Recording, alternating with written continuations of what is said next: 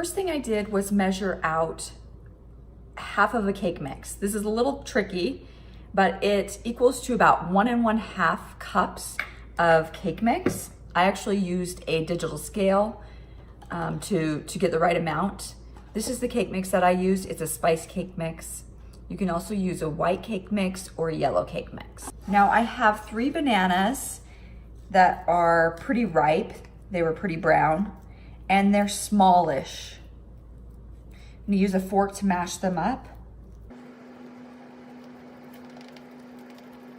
I'm gonna add the banana in with the cake mix. 2 eggs. 3 tablespoons of oil. I'm using canola oil. You can use vegetable oil too. And I'm using some mini chocolate chips, 1/2 cup. You don't have to use chocolate chips. You can do it without, but you know me. I love my chocolate. Then stir that all together until it is combined.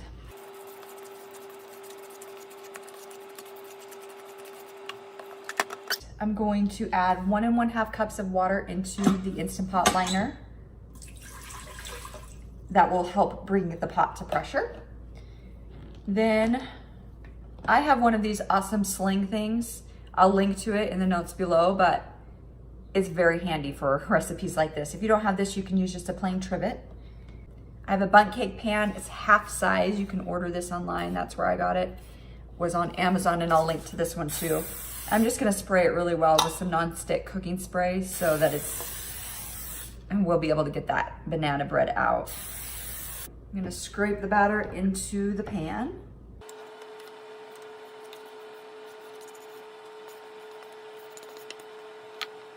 Kind of smooth the top out a little bit, and then lower the trivet down into the Instant Pot. I'm not going to cover mine, but you surely can if you like with some foil. Just make sure it's domed over the top so that that banana bread can have room to kind of expand. Put the lid on.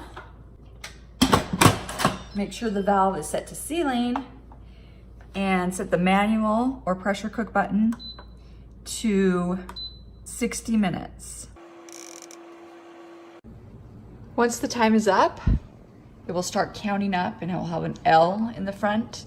Go ahead and let that get to 10 minutes and then release the pressure by moving the valve to venting.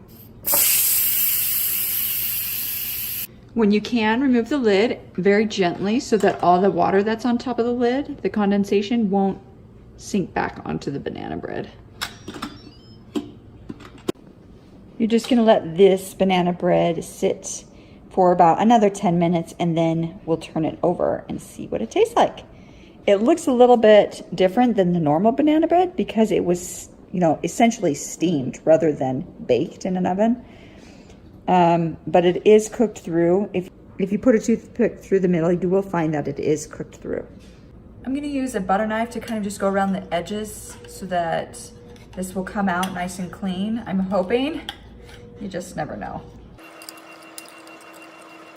Then I will take my plate or a platter, put it on top of the cake pan, and I'm gonna invert it.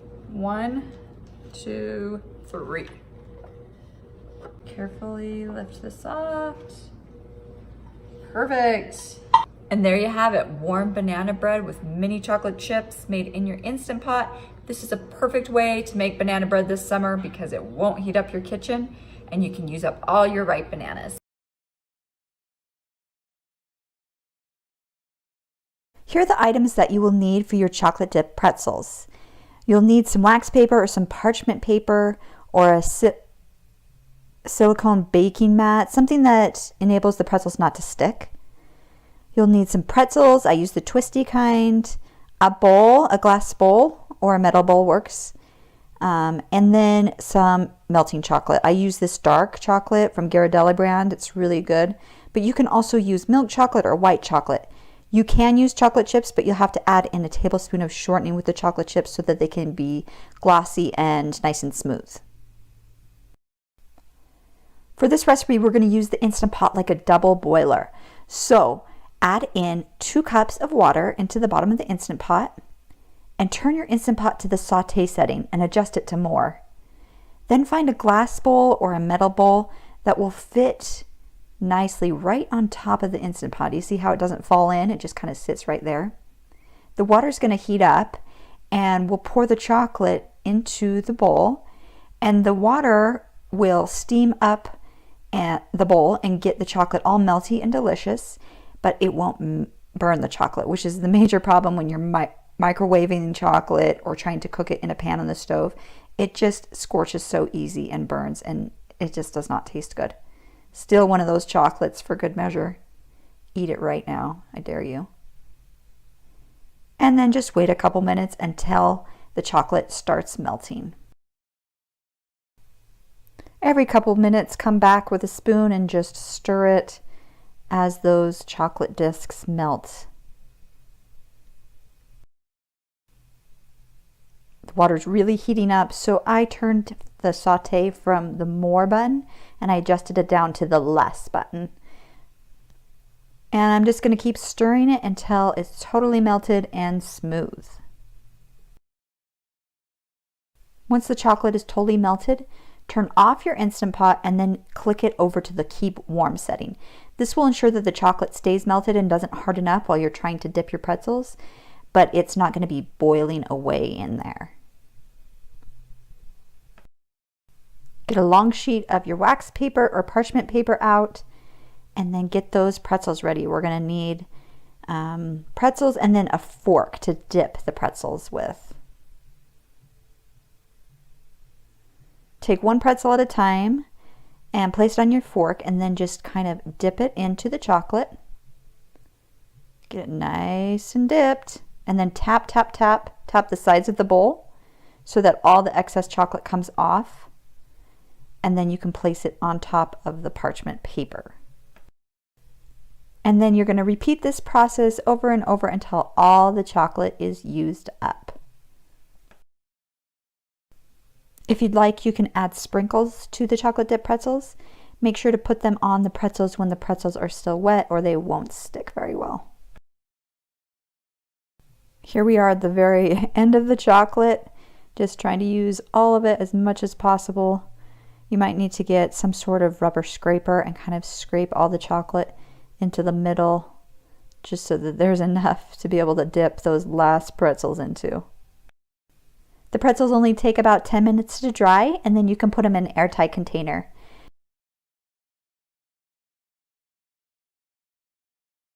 The first thing that you want to do is bring 3/4 cup of water to a boil. I stuck mine in the microwave for about a minute and a half. Now I'm going to go ahead and add in 1/3 cup of cocoa powder, and you're just going to stir that cocoa powder into the hot water until it gets nice and creamy and thick and it dissolves completely. All right, you're going to stir together sugar, 1 1/4 cup, some salt and some baking soda. We're going to use 3/4 teaspoon salt and 1 1/4 teaspoon of baking soda, and then a couple of eggs. Now add that to a mixing bowl and go ahead and use a whisk just to mix that together really quickly. All right, after that's whisked up very well, you're going to go ahead and add in some Greek yogurt, a 1/2 cup. You can also use sour cream if you don't have Greek yogurt. Then you'll add in a 1/2 cup of canola oil or vegetable oil and a teaspoon of vanilla. Go ahead and just stir that up. Now go ahead and add in 1 1/3 cups of all-purpose flour, and you're just gonna mix that for 2 minutes. Once you've stirred that for 2 minutes, go ahead and add in your cocoa mixture with the water that you've mixed earlier. Stir that in, and you're gonna mix this for 3 minutes. Once you've stirred this for 3 minutes, you're going to go ahead and put it in your pan. Now this is a half-size bundt cake pan. It is small enough to be able to fit inside your Instant Pot. So if you want to see where I got this, I'm going to put the link to purchase this if you're interested in the notes below. But, okay, so what we want to do is make sure before we put the batter in there is just really spray it really nicely with some cooking spray so that it doesn't stick. So make sure to get the middle part and the sides parts, just coat it really well with the cooking spray. Now we're going to add in this delicious batter. Don't you worry, I tried a little bit on my finger and it was super good. All right, once your batter is in your pan, you're gonna go ahead and get your trivet that came with your Instant Pot, or if you have one of these, they're very handy for recipes like this. This is the OXO brand, and you can get it online or wherever. I'm gonna go ahead and put the link to this product in the notes, but basically it's a sling. It's a way for you to lower and lift food out of your Instant Pot, and it's made for pressure cookers, the 6-quart or the 8-quart size. So that's what I've been using the last few days and loving it. And it even has a way for you to kind of hook it together if you prefer, or unhook, whatever. So let's set that aside. I'm going to show you exactly how to do this.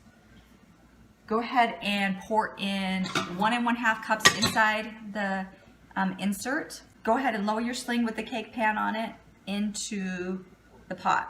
It's really important that there's air around the pan so that air can circulate around the pan and cook the food.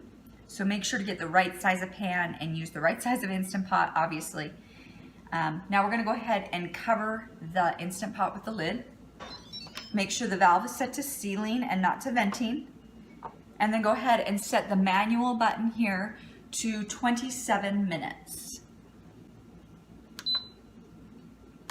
Once the pot has finished its cooking time, it will start counting up. Once it gets to 10 minutes, L, it just means lapse time. Go ahead and move the valve to venting. Go ahead and remove the lid when you can. And then you can just use your sling to pull out the cake. And it's kind of cool because this sling serves as a cooling rack as well. You can just let it sit on the sling for 10 minutes and cool down. While the cake is cooling, I'm just gonna make a chocolate ganache that's gonna kind of serve as the icing to pour over the top. So what I did is I brought 1/2 cup of heavy cream to a boil in the microwave. I just put it in there for 1 minute. Now I'm gonna go ahead and stir in 1/2 cup of semi-sweet chocolate chips. I'm gonna go ahead and let this sit for about 2 or 3 minutes, and then I'm gonna stir it when all the chocolate's melted and get it really creamy and smooth. So I went ahead and whisked this up until it was smooth and creamy. This is the ganache that will go on top. So I'm gonna set that aside for now. And once this cake is cooled for about 10 minutes in the pan, we're gonna go ahead and flip it over and put it onto a platter or a plate or cake stand or whatever you have. First, I'm gonna kind of just use a butter knife to just kind of go around the edges a little bit to loosen up the sides so that it comes out a little bit easier. Now I'm gonna go ahead and take this plate and turn it upside down on top of the pan. And then I'm gonna just flip it quickly the other way. Hopefully this will work. Ready? Oh, it's a little bit hot, so I'm gonna grab some Hot Cut. All right, ready? 3, 2, 1, go. We'll see if this works. Go ahead and just gently lift off the cake pan. Perfect. It came out very nicely. Any imperfections in it will be covered up with the ganache, so that's where you kind of, it saves your bacon. So you can go ahead and let this cool for a bit longer, and then you're gonna go ahead and just pour this chocolate ganache over the top. I'm gonna go ahead and do it right now just so you can see what it looks like. And you can do it really any way you see fit, but I'm gonna kind of just drizzle it like. It's gonna pool up a little bit on the bottom here, but that's okay. If you wanna set the pan onto a cooling rack and put some parchment or a pan underneath it, you can let that ganache just go ahead and go through the wire rack. But you know what? I kind of like it on my plate because I like to just dip it in with the cake and eat it all. It's all good. To get started with these churro bites, you're just gonna need 1/3 cup of brown sugar, and we're gonna just put it into like a medium-sized mixing bowl. 1/3 cup of melted butter and a teaspoon of cinnamon, and then 1/2 cup of milk. And you'll just whisk that together. And then we're gonna add in a cup of flour, and I'm just using all-purpose flour. You can use whole wheat flour if you'd like. And a little bit of baking powder, a teaspoon, and then a fourth a teaspoon of salt. Stir that, kind of fold in the flour. You don't want to vigorously beat it or anything, just enough to get where no white streaks are remaining. Now, this just makes enough for 1 egg bite mold. So if you have 2 egg bite molds, you can double this recipe and you can stack them on top of each other and make them at the exact same time for double the deliciousness. Next step is using one of these. I bought mine on Amazon and I will link to the one that I bought in the notes below. It's about 10 bucks and they're used for egg bites. And I've also made little tiny meatloaves in them. And then today I'm doing the churros. I'm just gonna spray this just so that they come out a little easier. And then I'm using a little scooper. Ideally this would be a little bit bigger, but that's okay. Use what you have. They're going to be close to the top, about 3/4 of the way filled.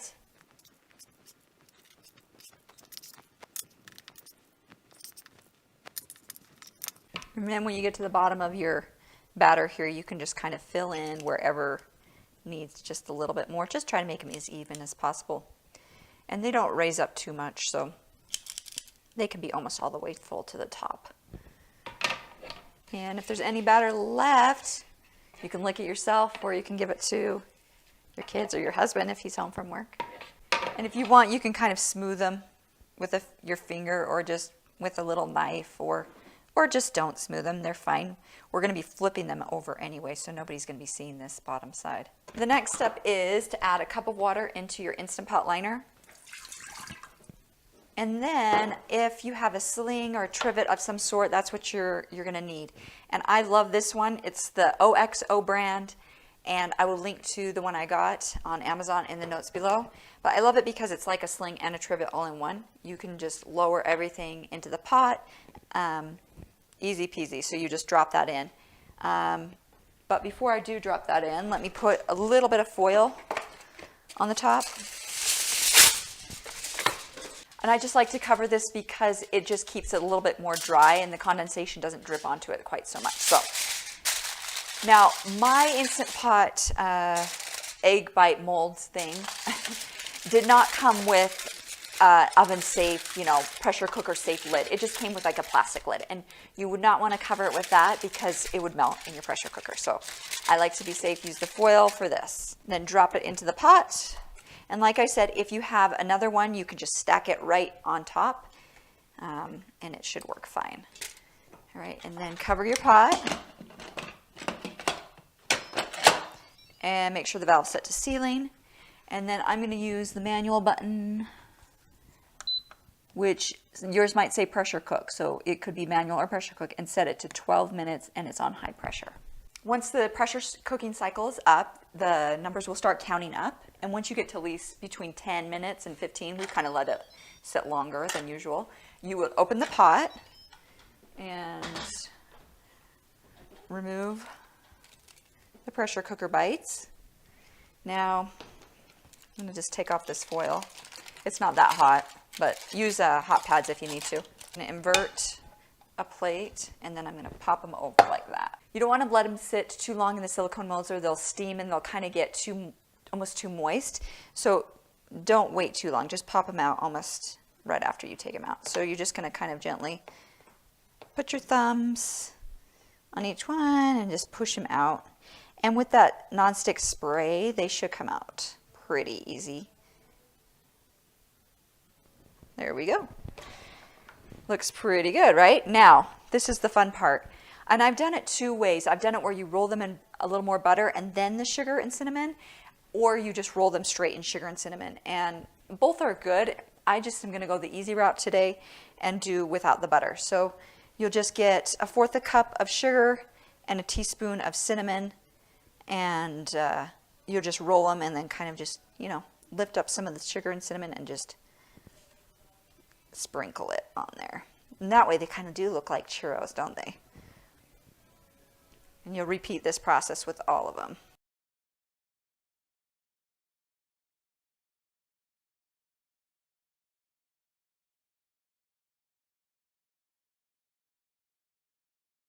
once you get done, you have 7 delicious churro bites. And now, of course, they're not going to be crispy like normal churros. They're more like muffin texture, but they are delicious. Should we open one up and see what it looks like?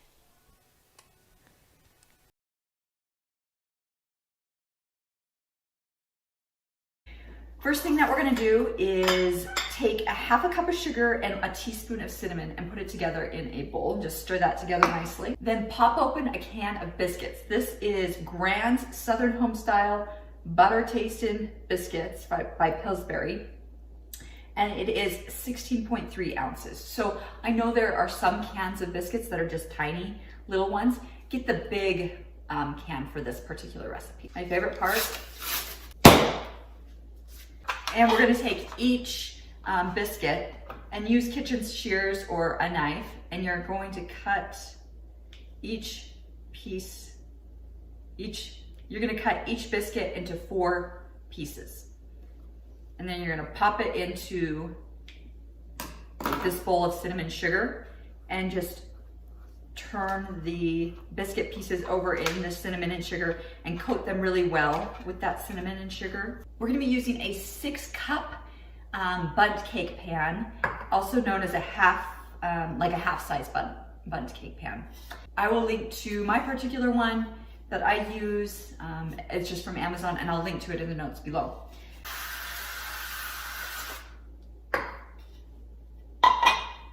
And then layer each of these biscuit pieces that have been coated in the cinnamon and sugar into the pan.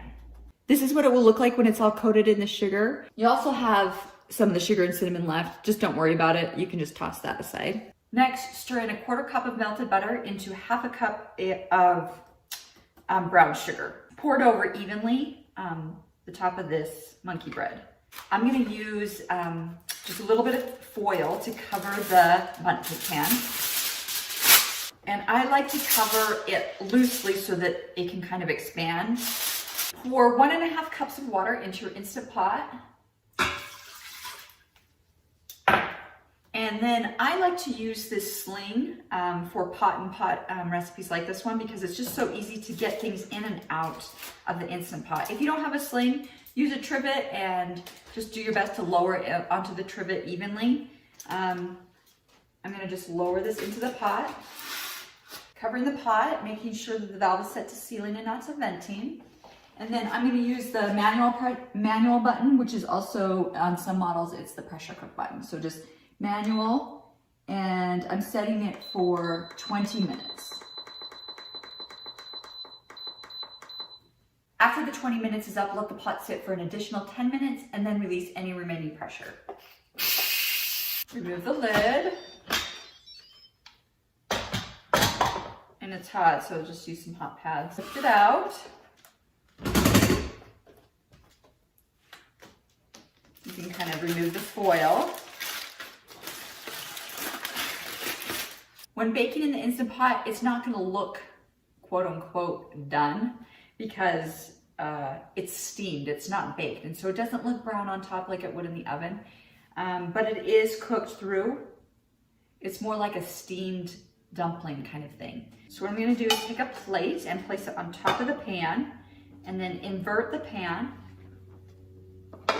onto the plate. We have a gooey, delicious monkey bread that probably cool just for a couple minutes, and then let people just pick pieces off and toss them into their mouth. It is truly delicious.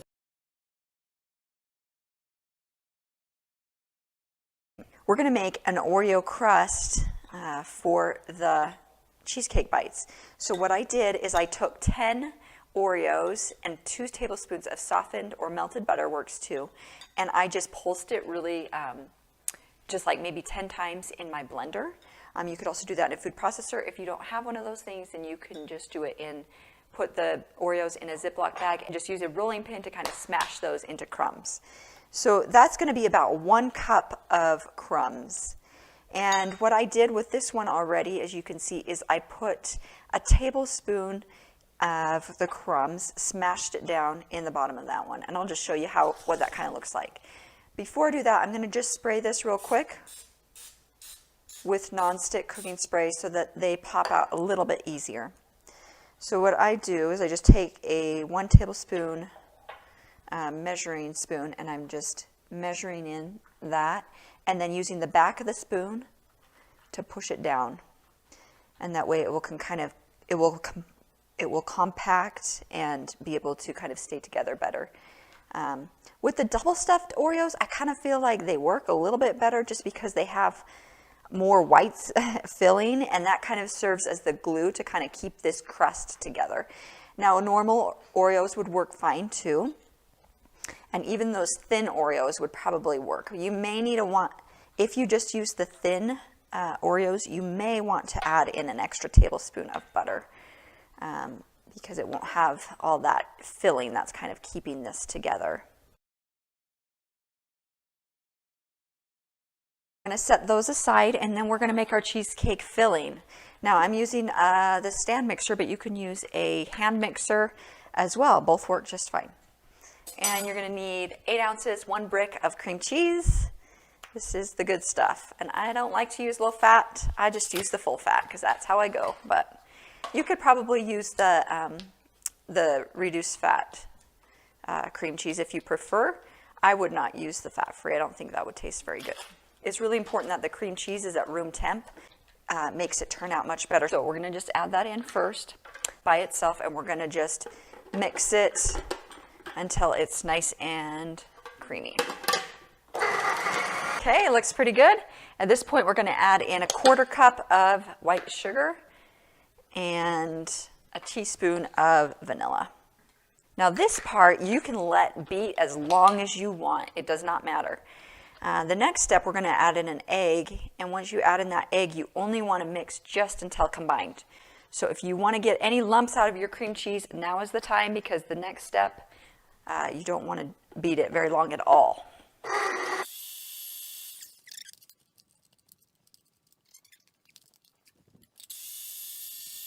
Now we're going to add in our egg. Just need 1, and we're just going to barely mix this in. That looks pretty good. Now we're going to spoon the mixture into the cups. So I'm using this cookie scooper. It's about 1 tablespoon of filling into each one. Once you have the cheesecake batter all scraped into those molds, I'm going to use a little paper towel and just place it over the top, and then take a little bit of foil and put it over the top of the paper towel and kind of seal it up. This will really prevent the moisture from dripping down onto those cheesecake bites. The paper towel really soaks it up well. Add 1 cup of water into the bottom of your Instant Pot, and then place those cheesecake bites right on top of each other, on top of some sort of sling or trivet that you can lower into your pot. We'll lower that right in. Cover the pot, and then set your pressure cook button or your manual button, depending which model you own, to 8 minutes on high pressure. Once the time is up, it will start counting, and once it gets to 10 minutes, you can release any remaining pressure. Then you can remove the lid. You can see how much water's on top of them. It's dripping off the foil. So we're glad that that's not on top of our cheesecake bites. Remove the paper towel. And now you definitely need to let these sit. And we're going to let them sit on our counter for about 30 minutes. And then we're going to put them in the refrigerator until they're chilled. And that's going to take another hour or 2. Once they've chilled for 1 to 2 hours, you can pop them out of the silicone mold. You can see I've done that with a few of them. And I'm going to show you how I do it. You kind of just put your fingers underneath it, and then you just pop it to the top and just carefully get it out. And then you can have fun decorating. We have some whipped cream here in the can. Makes it super easy to make them cute. Put a little mini Oreo on top and serve them up. These are delicious and they're super fun.